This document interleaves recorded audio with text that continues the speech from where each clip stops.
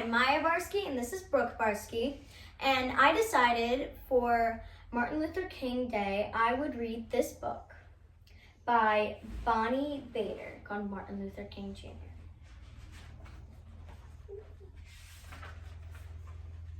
Martin Luther King Jr. led the movement calling for equal rights for all Americans.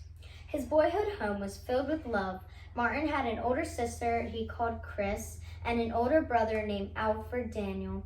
Their mother, Alberta, spoke softly and was kind. It was very easy for Martin to talk to her. Martin's father, Martin Sr., was a large man with a booming voice. He was a minister of an Ebenezer Baptist church in Atlanta, Georgia.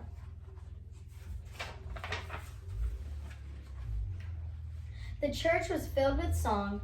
Martin loved music and sang in the church choir. He enjoyed Sunday school and had many friends there. Martin got along with everyone, the children, parents, and the teachers. But sometimes Martin's life was sad. Martin had a good friend he played with almost every day. Then, when they turned 6, Martin went to a school for black children, and his friend went to a school for white children.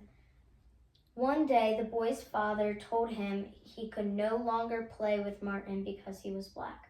Heartbroken, Martin ran home and cried to his mother.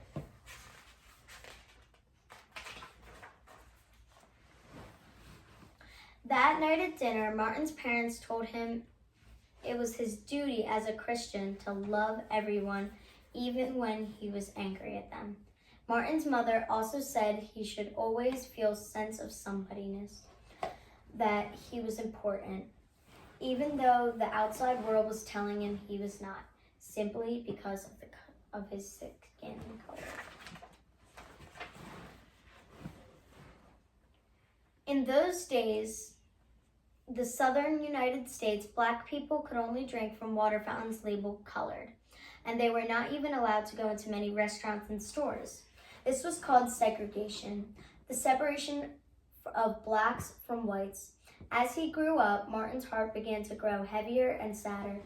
He tried to remember his mother's words, that was somebody, that he was important, but it wasn't easy.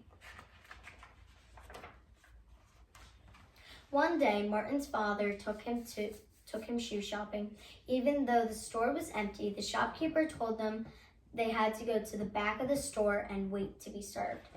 Mr. King became angry. If he couldn't buy shoes for his son at the front of the store, he wouldn't buy them there at all. Taking hold of Martin's hand, he marched out. I don't care how long I have to live with this system. I will never accept it, he said.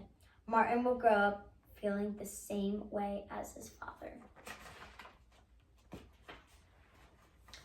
Martin was a very good student. He even skipped 2 grades before starting Morehouse College at the age of 15. He took a summer job in Connecticut. Things were different there for black people. In the North, black and white children went to the same schools. There were no separate water fountains. Everyone could shop at the same stores. Martin Luther King Jr. had a dream. He dreamed that these things could happen in the South too. Was there a way he could help people change the laws to make his dream come true?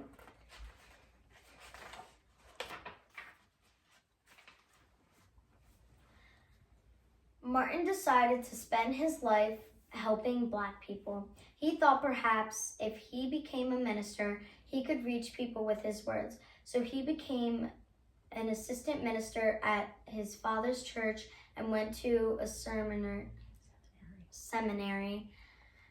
Later, Martin entered Boston University. There, he met Coretta Scott, who was studying to be a singer.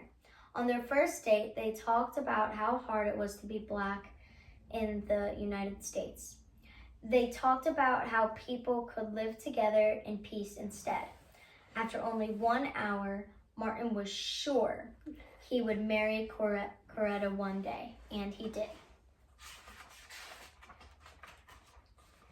After Martin and Coretta got married, a letter arrived from a church in Montgomery, Alabama.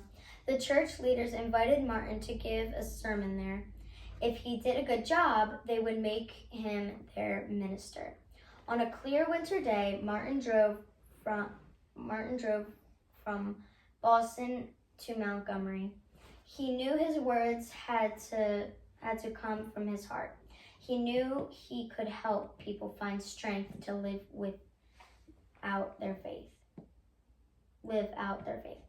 And Martin got the job. With his words, Martin told church members to go out and vote. Voting was one way to change unfair laws against Black people. With his words, Martin helped organize protests. He told Black people not to ride buses in Alabama. Martin and others didn't think it was fair for Black people to be forced to ride in the back. And with his silence, Martin and many others sat at whites-only lunch counters. One summer day, thousands of people traveled to Washington, D.C. for the March on Washington for Jobs and Freedom. Martin was the last to speak that day.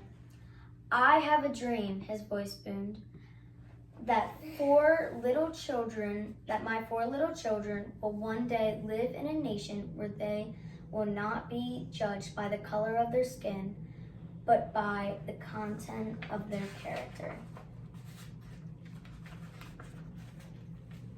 Thousands of other people shared Martin's dream. Hand in hand, they walked through quiet valleys, over steep hills, and along busy highways, their hearts filled with hope for equality. Martin won important awards for his work. Sadly, he did not live to see all his dreams come true, but he did see the day when laws were changed so that Americans of all colors were allowed to go to school together, sit together in restaurants, and shop at the same stores. Each day, people honor him when they visit his memorial statue in Washington, D.C. Martin Luther King Jr. will be forever remembered as a leader who fought for equal rights and freedom for all. In many places around the world, this fight continues, and Martin's words and dreams live on. Thank you. I hope you like it, and happy Martin Luther King Day. Bye. Bye.